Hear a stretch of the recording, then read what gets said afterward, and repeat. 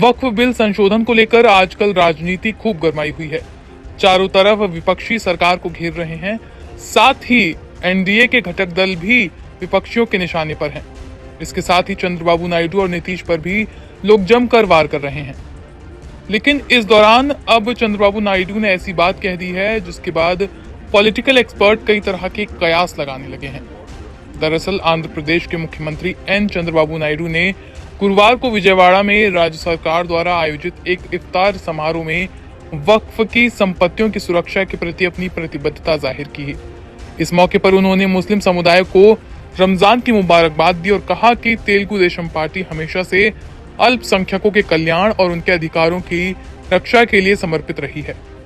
मुख्यमंत्री ने कहा कि उनकी सरकार हमेशा वक्फ की संपत्तियों की रक्षा करती रही है और आगे भी करेगी। उन्होंने गवर्नमेंट ऑर्डर 43 को लेकर पैदा हुए विवाद का जिक्र भी किया। उन्होंने कहा कि इस आदेश के कारण वक्फ बोर्ड के कामकाज पर असर पड़ रहा था। नायडू ने इस बात को आगे बढ़ाते हुए कहा, गवर्नमेंट ऑर्डर 43 आने के बाद अनावश्यक विवाद पैदा हुआ। जब मामला अदालत तक पहुंचा तो वक्फ बोर्ड का कामकाज ठप हो गया था। हमारी सरकार बनते ही हमने इस आदेश को रद्द किया और बोर्ड को पुनर्गठित कर वक्फ संपत्तियों की रक्षा सुनिश्चित की।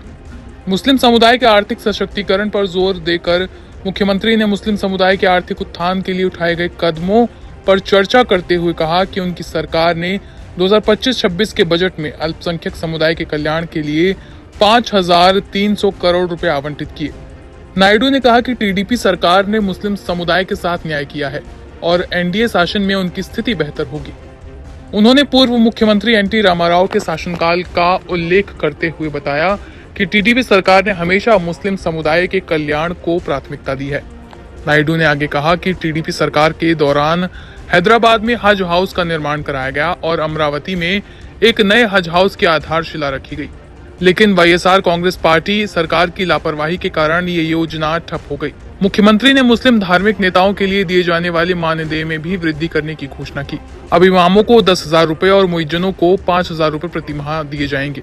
मुख्यमंत्री ने इफ्तार के दौरान मुस्लिम धार्मिक नेताओं के साथ विशेष नमाज में हिस्सा भी लिया और समुदाय के साथ खाना भी खाया। उन्होंने कहा कि टीडीपी की स्थापना से अल्पसंख्यकों के साथ उसका गहरा जुड़ाव रहा है।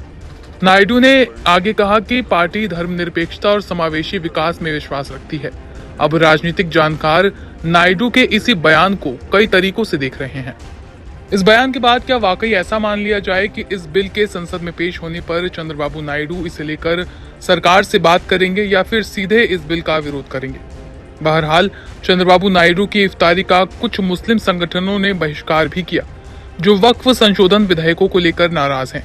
इन संगठनों ने विधेयक को वापस लेने की मांग की। इसके बावजूद नायडू ने जोर देकर कहा कि उनकी सरकार मुस्लिम समुदाय के आर्थिक उत्थान और वक्फ की संपत्ति की सुरक्षा के लिए ठोस कदम उठा रही है। बता दें कि चंद्रबाबू नायडू की तेलुगु देशम पार्टी राष्ट्रीय जनतांत्रिक गठबंधन यानी कि एनडीए का हिस्सा है, जो केंद्र में सत्ताधारी गठबंधन है। एनडीए सरकार वक्फ संशोधन विधेयक 2024 लाने की तैयारी में है, जिसका उद्देश्य वक्फ संपत्तियों के प्रबंधन में पारदर्शिता और सुधार लाना है। हालांकि इस बिल का कई मुस्लिम संगठनों और विपक्षी दलों ने विरोध किया है। इसे अल्पसंख्यक अधिकारों पर हमला करार दिया गया है। गौरतलब हो कि नायडू एनडीए के एक प्रमुख सहयोगी हैं और उन्होंने पहले इस बिल का विरोध नहीं किया था।